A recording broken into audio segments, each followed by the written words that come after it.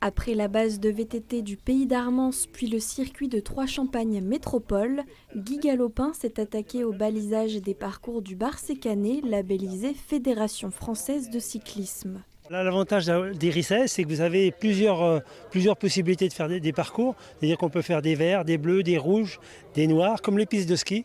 Et là, au Risset, on peut faire des très beaux parcours en noir. Vraiment, le circuit noir, c'est pour les initiés. Le VTT, c'est le sport nature, c'est le sport de découverte. On est dans des endroits sécurisés aussi, vous voyez, par rapport à la circulation qu'on peut avoir sur les autres pratiques du vélo, quelques autres pratiques.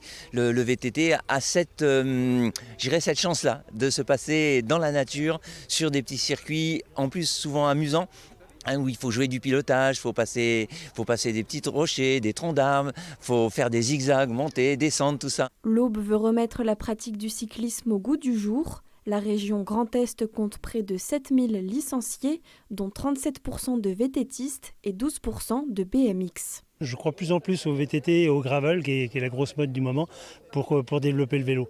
La route, ça devient trop dangereux, quoi. Et il y a encore des spécialités qu'on ne connaît pas aujourd'hui et qui vont venir au fil du temps, je dirais, agrandir la panoplie de pratiques pour le vélo, qui aujourd'hui est vraiment, je dirais, multidiscipline. On peut faire du VTT, du cyclocross, de la route, de la piste. Il y en a pour tous les goûts. Le cyclisme est aussi un phénomène d'attractivité pour le territoire. C'est l'atout touristique qu'il manquait au département. Il faut essayer de trouver un tas de choses, une offre particulière. Et ça, c'est aussi le rôle de l'Office de tourisme, d'apporter des éléments en termes de pratiques, pratiques en randonnée, pratiques en découverte, l'énotourisme derrière ça.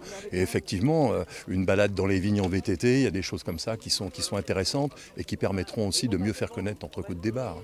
Ici, c'est le paradis pour les VTTistes. Donc ici, il y a des montées vertigineuses, des descentes, il y a vraiment de quoi se régaler pour les VTTistes. Oui, c'était une attente. Et puis de s'inscrire donc dans un collectif, dans un circuit tel qu'il est prévu là. Donc ce n'est que mieux, c'est super. Avec ses 250 km, le circuit du Barsécanet est désormais relié à ceux déjà existants sur le territoire, qui accueillera le passage du Tour de France féminin le 27 juillet prochain.